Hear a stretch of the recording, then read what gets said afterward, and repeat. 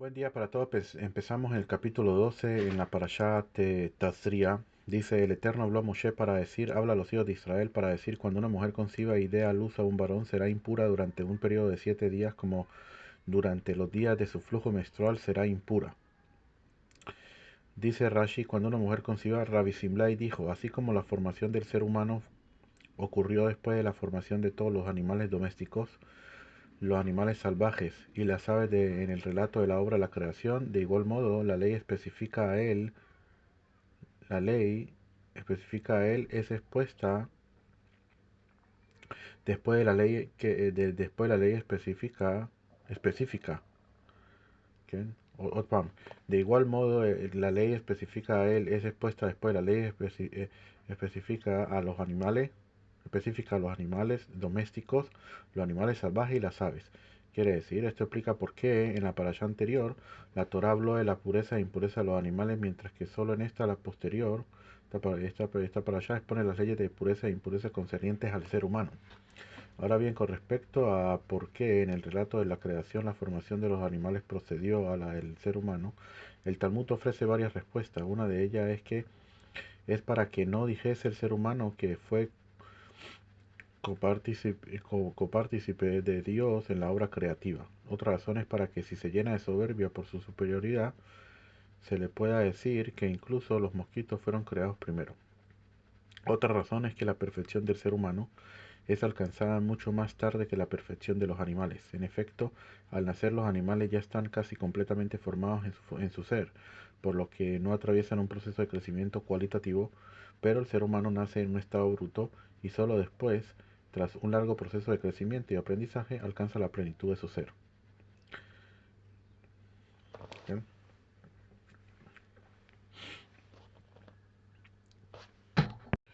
De aquí lo que está hablando Rabbi Simlai, de que así como la formación del ser humano ocurrió después de la formación de todos los animales domésticos, estamos hablando del cuerpo del ser humano. Lo que se habla en el relato de la creación, de la obra de la creación, está hablando de lo que es el cuerpo.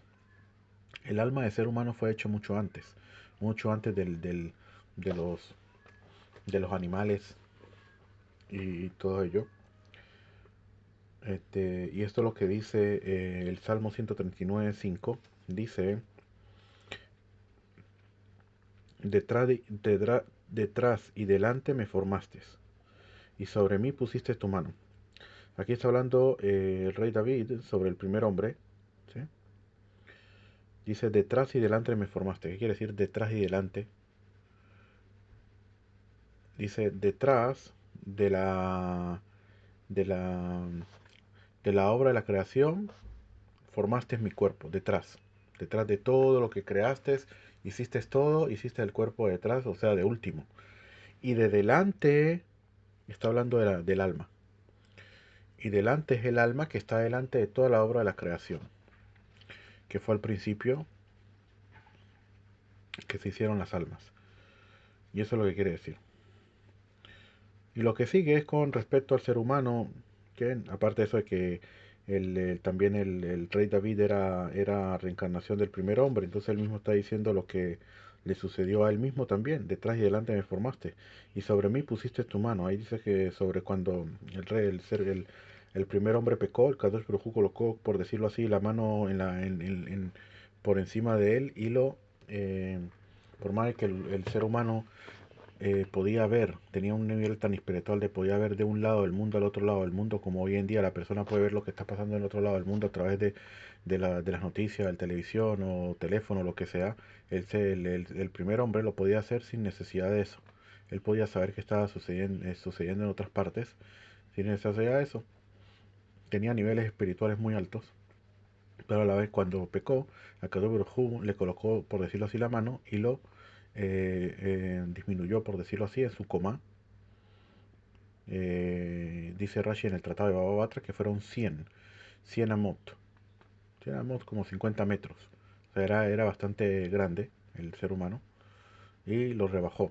Hay quien dice si lo rebajó de forma, se está hablando de una forma natural, o sea, una forma normal, como se dice, la persona grande y lo bajó, o no, que lo bajó de nivel espiritual. ¿Qué? O Gambegan, también puede ser, también otra y la cosa.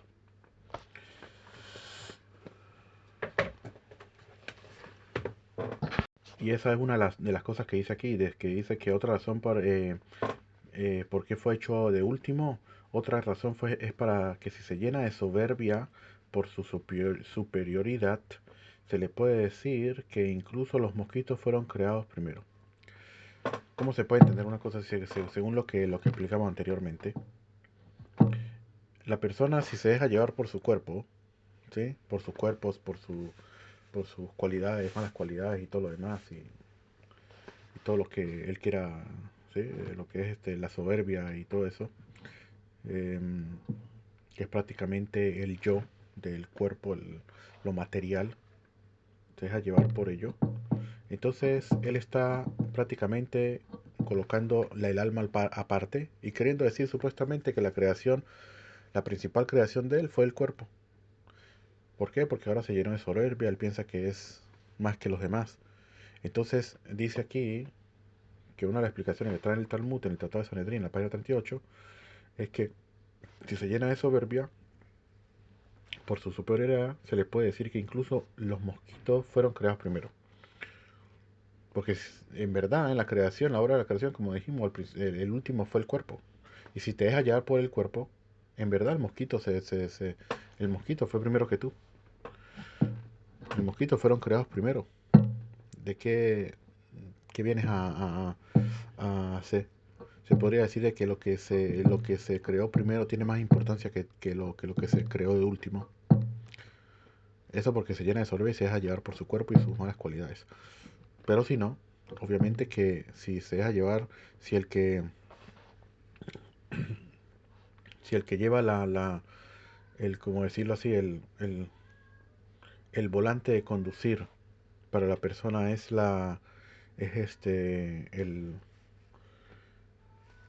alma, entonces en ese caso, obviamente que la persona es primera en la creación. Eso es lo que dijeron nuestros sabios en el Pirkei Avot, en el primer capítulo, Mishnah 16, que ahí dice, Shimón su hijo dice, todos mis días me eduqué entre los sabios y no encontré algo mejor para el cuerpo que el silencio. Y no es el estudio lo principal, sino la acción. Y todo aquel que habla en demasia incurre en error. ¿Qué quiere decir? Aquí dice el rey Salomón, en la multitud de palabras no se ausenta la transgresión. El motivo de esto es debido a que al agregar a la persona comentarios seguramente caerá en transgresión, pues es posible que en sus agregados no haya algo que no era apropiado decir y que estaba de más.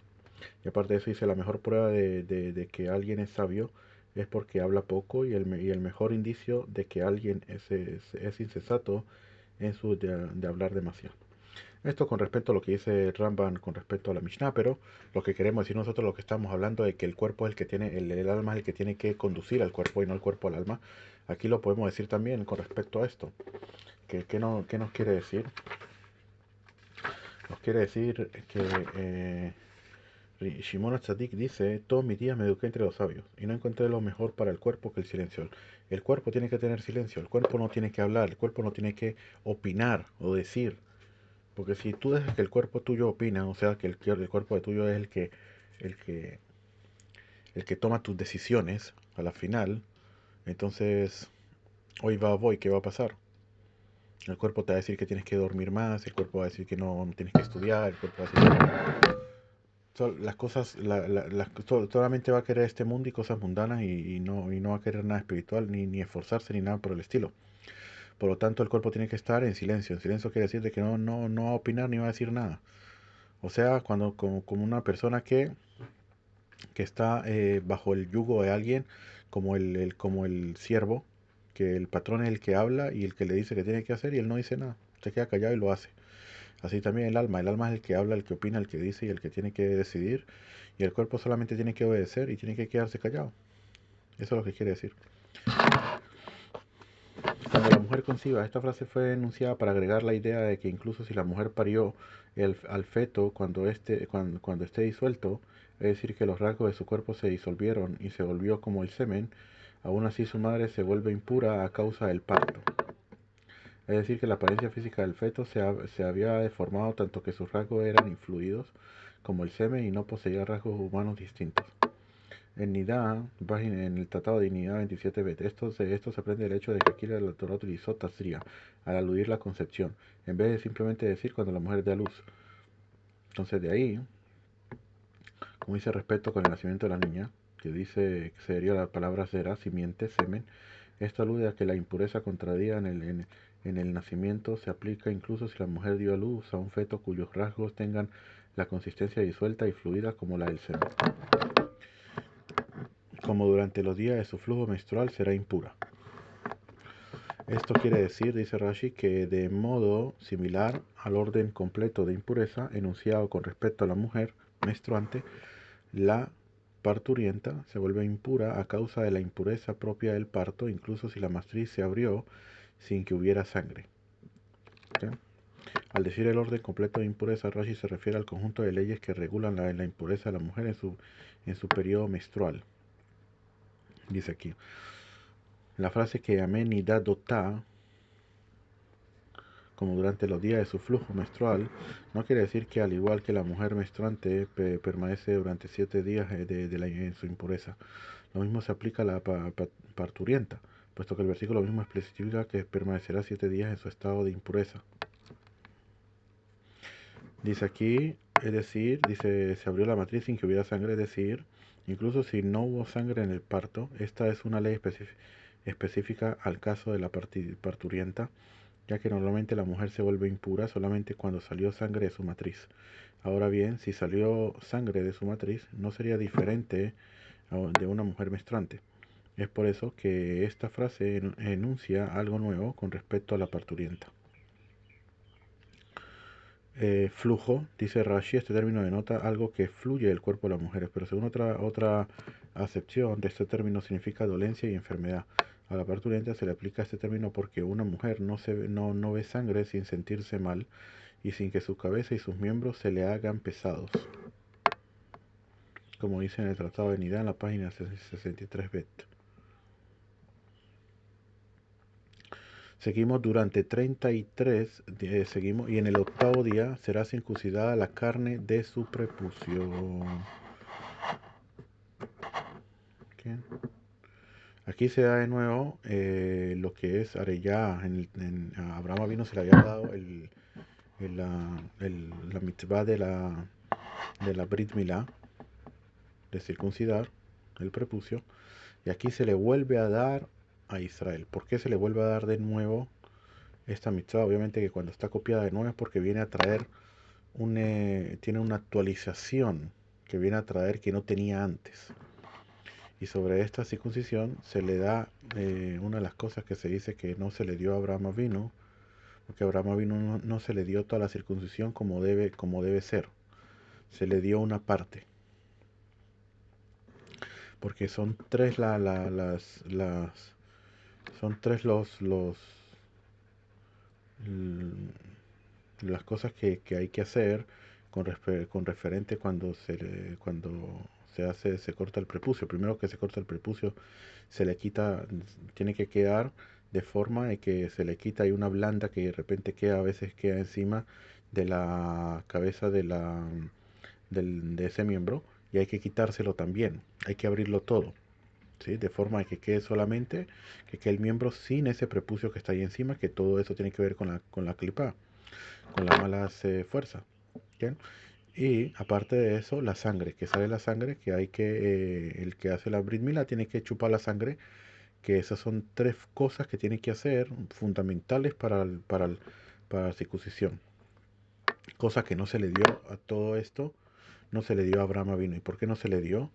Entonces, Zohar Kadosh explica, o los comentaristas explican que por lo que Ismael también se hizo el Brit Milá. Entonces, todo el problema que tenemos hoy en día con Ismael, por ejemplo, de que ellos tienen parte de aquí de la tierra de Israel y están aquí y luchan y hablan en contra de Israel y todo lo demás, es precisamente eso, es precisamente el Brit Milá, porque Akadosh Baruj Hu le dio la tierra de Israel a Abraham Avinu por la Brit Milá. Y él aceptó en su edad, que tenía ya 13 años y ya tenía obviamente raciocinio, él aceptó hacer el Brit Milá, hubiera podido decir que no. Y dice el Zohar Kadosh, el Rabbi Shimon Bar Yochai, dice, hoy Lanu, del día de que Ismael aceptó hacerse el Brit Milá, porque ahora va a tener bastantes huyot, bastantes méritos, sobre todo en la tierra de Israel, y vamos a sufrir de ello hasta el final de los días, como estamos hoy en día. Entonces por eso aquí se le dio a Israel, se le dio toda la, mm, la mitzvah del Brit Milá como debe ser, y a Abraham no se le dio por Ismael. Entonces Ismael, el Brit Milá que ellos hacen, no es un Brit Milá perfecto. Así también, ¿eso para qué? Para que también ellos no tengan una ajizá, un, eh, un control completo en la tierra de Israel, si no tuviéramos más problemas todavía. Porque todo lo material y todo lo que sucede tiene obviamente una raíz espiritual. Y se da en el octavo día, porque en el octavo día tiene que pasar, como dice en el Tratado de Shabbat, de que pase un Shabbat al hijo, al niño, y tenga los méritos del Shabbat, que en los 8 días que hasta que le hagan el Brit Milá. Y el octavo día también, como dice el Maharal Mi Praga, que el número 6 va por todos los 6 puntos cardinales, norte, este, oeste, arriba y abajo, que son puntos cardinales, que son los límites que hay en este mundo. El séptimo viene siendo representando lo espiritual de lo material, así como el séptimo día es el Shabbat, que 7 días de Pesach, 7 días de Sukkot, viene representando lo espiritual dentro de lo material. El octavo día ya viene representando lo supernatural. Me da la teba, lo que está por encima de lo natural, y por eso se hace el octavo día que se necesita, porque si no, en verdad no había ninguna lógica de que el hijo se pudiera salvar del Brit Milá, que le hagan un corte al octavo día de haber nacido. No se puede creer cómo se salva de una cosa así. Entonces, por eso se hace el octavo día también, para que sea que el octavo día viene siendo lo sobrenatural. Durante 33 días ella permanecerá en la sangre de purificación. No podrá tocar nada que sea sagrado, quiere decir las carnes consagradas, no puede comer nada de eso. Y no podrá entrar al santuario también hasta que se completen los días de su purificación. Dice aquí, permanecerá, eso significa que permanecerá algo en lo mismo que, como dice, permanecieron en Kadesh y permaneció en las planicies de Mamre. La sangre de purificación, esto indica que a pesar de que haya visto sangre durante esos 33 días, aún así es pura. Y aparte que sea pura, el hombre puede estar con ella, puede tener relaciones con ella, no tiene ningún problema, porque la sangre es pura. Es una cosa muy interesante que en el Tratado de Hulim, creo que es en la página 39, donde dice que todo lo que Akadosh Baruj Hu eh, prohibió, él lo permitió por otro lado. Todo lo que está prohibido. ¿Sí? Todo lo que está prohibido lo prohibió por una parte, pero por otra parte de repente hay una mitzvah o algo por el estilo que de repente se puede hacer. Y una de estas es esta, que también dice, el hombre tiene prohibido estar en la hora de la menstruación con la mujer. Pero la sangre de la mujer, cuando dice esta sangre que es de purificación, puede estar con ella. O la sangre de la Virgen, también, se le permitió. Así sucesivamente. El lana y el lino se prohibió en las vestiduras, pero en la vestimenta del tzitzit o en la vestimenta del Cohen se permitió. Así uno ve cómo todas las cosas que se prohibieron se permitieron en otras mitzvot. Su día de pureza, en este caso, la letra G es pronunciada, por lo que la frase significa los días de pureza de ella. Yamet Tahara. Aquí dice Yamet Tahar Shelah, de ella. Los días de pureza de ella. Nada que sea sagrado. Esta frase fue anunciada para incluir la trumá en la ley anterior, por si es una mujer casada con un Cohen. pues esta mujer es una inmersa de un día largo, porque se sumerge en el mikve para purificarse al final de un periodo de 7 días, pero el sol no se pone para ella en términos de purificarla, sino hasta la puesta del sol del cuadragésimo día, pues solo hasta el día siguiente, el día cuadragésimo primero, trae la ofrenda de expiación de su purificación, y solamente eso es lo que se llama mejuser capará, que le hace falta todavía capará a la mujer para poder comer de lo sagrado. Dice aquí, para completar su proceso de purificación, ciertos tipos de impurezas requieren a la persona que se sumerja enteramente en el mikve, y además que la persona espere hasta la puesta del sol. A pesar de que se sumerge en la mikve suficiente para quitar la impureza a la persona, esto todavía no podrá comer de ninguna ofrenda o alimento consagrado, sino hasta después de que el sol se ponga, como se indica expresamente en los versículos 22, 6, 7. La persona que todavía no ha esperado la puesta del sol se llama tebulión, sumergido en ese mismo día. Después de la puesta del sol puede comer de trumá. Ahora bien, en algunos casos específicos la persona no podrá comer ofrendas sino hasta que traiga al santuario una ofrenda personal al día siguiente de su inmersión, que eso también es parte de su proceso de purificación. Solo entonces podrá hacerlo. En el caso de la parturienta, ella se sumerge en el mikve en el séptimo día. En un caso normal, solamente debería esperarse hasta ofrecer su ofrenda al día siguiente para poder comer ofrendas, pero a ella la Torá le adjudicó el estado de inmersa en un día largo. Esto significa que durante los 33 días siguientes a su inmersión, ella sigue teniendo ese estado de tulión, ¿sí? De como inmersa en un día largo, y por lo tanto no podrá comer ofrendas sino hasta que traiga su propia ofrenda en el cuadragésimo primer día. Es como si la puesta del sol que ella debe esperar para traer su ofrenda al día siguiente hubiera sido diferida hasta 40 días después. Y solamente después puede en verdad traer y salir del deber.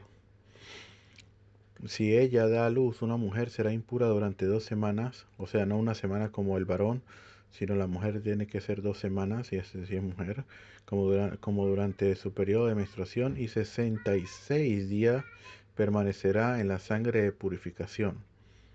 Precisamente aquí vemos que es el doble de los días con respecto al varón.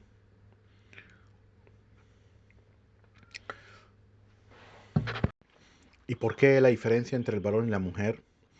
Porque el varón, de por sí, él no trae impureza. Él no tiene menstruación, él no tiene nada de eso. Lo único que él tiene que hacer a través del pecado del primer hombre es, como dijimos, que trae que ellos tomaron vino, y a través de eso es lo que tiene que salir a través de la sangre, que la sangre se parece al vino, tiene el mismo color y todo eso. Por haber tomado eso fue una parte de unas cosas a las que ellos transgredieron. Entonces tiene que salir a través de la mujer, por ella haber pecado, y solamente que no solamente que pecó, sino que también hizo pecar al hombre. Ella tiene que, todos los meses, le sale la menstruación. Pero el hombre no, el hombre es diferente, porque el varón, simplemente le tienen que hacer el Brit Milá. Cuando le sale el Brit Milá, le sale la sangre y eso es suficiente. Ya después de eso, él queda puro. Entonces, a Kadosh Baruj Hu en el Midrash le dice a la mujer que si ella cuida la nidá, que es la impureza y todo eso que le trae, que tiene la mujer, o sea, que no tiene relaciones con el hombre y se cuida y todo eso, y hace la mikve, todo lo que tiene que hacer después, a Kadosh Baruj Hu le va a dar un hijo que es puro. Medida por medida, así como ella cuida la impureza, le va a dar un hijo puro, que solamente le va a tener que dar. Por eso está escrito aquí precisamente, después de que dice que la mujer va a dar un hijo, un varón, cuando una mujer concibe y dé a luz un varón, que de ahí también se sabe que cuando la mujer concibe primero, sería un varón. Pero si es el hombre, o sea que él es el que concibe primero, en caso tal, cuando se llega primero a la mujer, ¿sí? Si es el semen que llega primero, entonces dicen que es una hembra. Por eso aquí habla de la mujer que concibe el varón, que es muy importante. Y ahí vemos también por qué la mujer es apegada al papá y el hijo apegado a la mujer, a la mamá. También eso es muy interesante porque eso tiene que ver con eso. De todas maneras, Sí, es como una especie de Akaratatov, como de agradecimiento del hijo a la mamá, que gracias a ella fue el que él vino, o que gracias a él fue que ella vino, y cosas así. De todas maneras, entonces, si la mujer cuida, a cada le da que tenga un varón, que en ese caso, como dice aquí, por eso es que está escrito aquí precisamente que en el octavo día será circuncidada la carne de su prepucio, porque a través que ellas cuidan, entonces a cada le dan un hijo que sea puro. Ahora, entonces por eso también, por lo que no tiene tanta pureza ni nada por el estilo, es solamente 7 días y 33 días, un periodo de, de flujo menstrual de sangre de purificación. 33 días de sangre de purificación y 7 días de flujo menstrual será impuro. Sería en total 40, pero para la hija son 80, el doble. ¿Por qué? Porque la hija prácticamente está trayendo una hija y está trayendo más tumá, más impureza al mundo. Ainian de que se llama Lole Arbot Batumá, de no tener que eh, aumentar la tumá. Cuando tienen conciben a una niña, esa niña a la final va a tener menstruación, va a aumentar en el mundo de tumá. Y aparte de eso, de que la mujer fue la que pecó también y trajo la muerte al mundo. Entonces, por lo tanto, para ella son 80 días, el doble. Eso no quiere, obviamente que no tiene nada que ver, ¿sí? Si le sale a la persona una hija, no quiere decir de que no estuvo bien o no sé. No tiene nada que ver. Eso no hay que tomarlo personal ni nada por el estilo. Y también que el hijo también estudia Torah, cosa que la mujer no tiene esa obligación de estar estudiando Torah, ni tiene por qué hacerlo. ¿Sí? Ella solamente tiene que estudiar lo que ella necesite para su Avodat Hashem y tiene que saber que su Avodat Hashem principal es todo lo que tiene que ver con este mundo y no tiene nada que ver con estudio de Torah, estudio de Jochma, de sabiduría, saber más y todo lo demás, no tiene nada que ver con ella. Eso es totalmente erróneo. Prácticamente los sabios dijeron, la mujer el hombre que le enseña a su hija Torah es como si le estuviera enseñando tiflut. Tiflut quiere decir eh, eh, bobadas, cosas que no tienen sentido o cosas así, hasta tanto. Así sería en caso tal también para la mujer que en vez de hacer lo que ella tiene que hacer en este mundo, se pone a hacer cosas que no tiene que hacer. Eso viene de la Gabá también, de la, ¿cómo es que se llama? De la soberbia de la mujer, que ella quiere ser como el hombre. Hoy en día que la mujer quiere hacer todo lo que hace el hombre, ella lo quiere hacer. Eso viene de allí, pertenece de allí. En vez de doblegarse ante el hombre como Dios le dijo que tenía que hacer, y esa es la corrección de ella, y estar en casa y darle educación a los hijos, y que esa va a ser a la final el, el, el, el- el mundo venidero de ella, de que ella esté apoyando a sus hijos que sigan estudiando Torah, mandándolos a estudiar Torah y todo eso. Esa es precisamente, no que ella estudie Torah, sino que alentar al esposo, a los hijos a estudiar Torah, esperarlos en la casa, darles de comer, esto, lo otro, eh, poner la cabana de que ellos le da de comer para que ellos tengan fuerza y puedan estudiar Torah. Ese es el verdadero tafkí, el verdadero trabajo para por qué la mujer está aquí. Pero la mujer resulta de que no quiere hacer eso, quiere hacer todo lo contrario. Entonces, ¿qué se puede hacer? Es ahí Echarara también, que le entra a la mujer y hace todo menos menos lo que tiene que hacer. Y así por eso después dicen que por qué el mundo se ve así, por qué el mundo se ve al revés. Porque el hombre también hace todo al revés. Lo que tiene que hacer no lo hace y lo que quiere hacer lo que hace el hombre y el hombre quiere hacer lo que hace la mujer y todo intercambio y todo es una cosa y todo es un desorden completo. Por eso todo se ve así. Al completarse los días de su purificación por un hijo o una hija, deberán traer un cordero de un año en ofrenda de ascensión y un palomino o un tórtolo en ofrenda de pecado. A la entrada de la tienda de la cita al Cohen. Aquí preguntan también, dice, primero Rashi dice no podrá tocar. Esta frase constituye un mandamiento prohibitivo dirigido al que come de los alimentos consagrados de estado en pureza, como se enseña en el Tratado de Yamamoto. Aquí explican sobre esa ofrenda de pecado. ¿Por qué tiene que traer una ofrenda de pecado a la mujer? ¿En qué pecó? ¿En qué pecó la mujer? De repente se puede decir de que pecó en que trajo un hijo al mundo, pero al final va a morir por culpa de ella, por traer la muerte.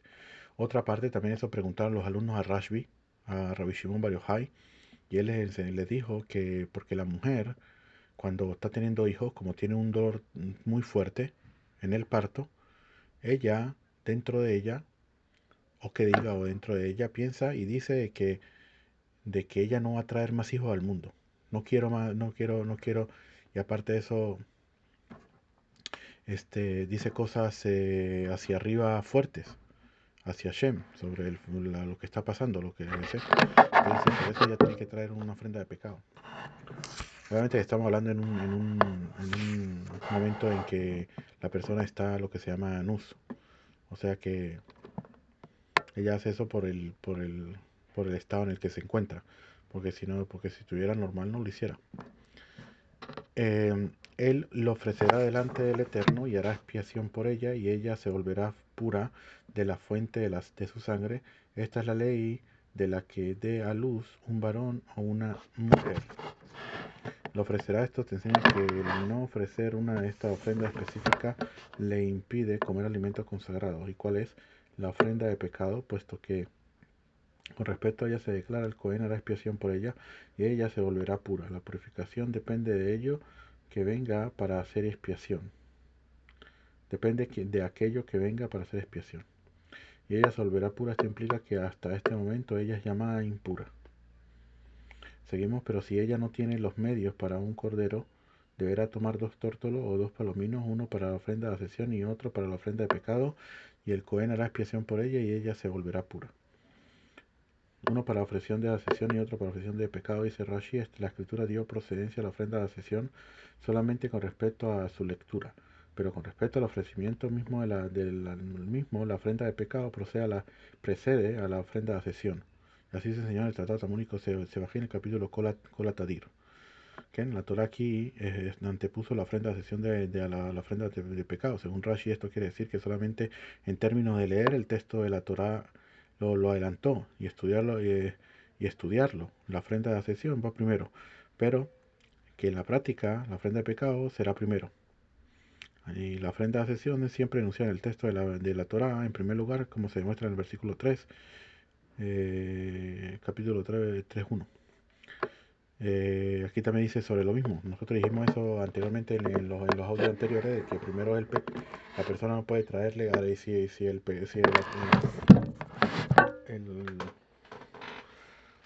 sacrificio de ascensión es como decir traerle un regalo al Melech. Obviamente que no le va a traer el regalo al Melech con la ropa sucia. Entonces primero que todo tiene que lavarse la ropa y después sí puede traer el corbán a Kadosh Baruj Hu. Entonces eso es lo que quiere decir Rashi, lo que hemos estudiado anteriormente. Que tengamos buen día. Besrat Hashem.